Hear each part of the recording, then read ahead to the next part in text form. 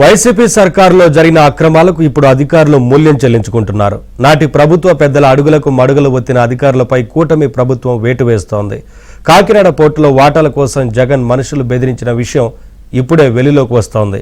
MP YV Subbareddy కుమారుడు విక్రాంత్ రెడ్డి తనను బెదిరించినట్లు KV రావు సిఐడికి ఫిర్యాదు చేశారు.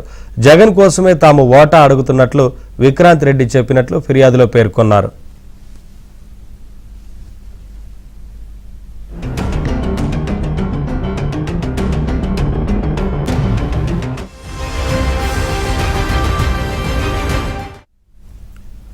ఇక వివేకా హత్య కేసులో జగన్ మనుషులకు ఇప్పుడు పోలీసులు నోటీసులు ఇస్తున్నారు.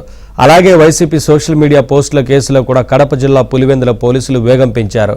74 మందిని గుర్తించి నోటీసులు జారీ చేశారు. ఈ కేసులో ఇప్పటికే వర్రా రవీంద్రారెడ్డితో పాటు 3 పోలీసులు అరెస్టు చేశారు. దీనిపై విచారణ కోసం డీఎస్పీ కార్యాలయానికి వైసీపీ సోషల్ మీడియా సైకోలు క్యూ కడుతున్నారు.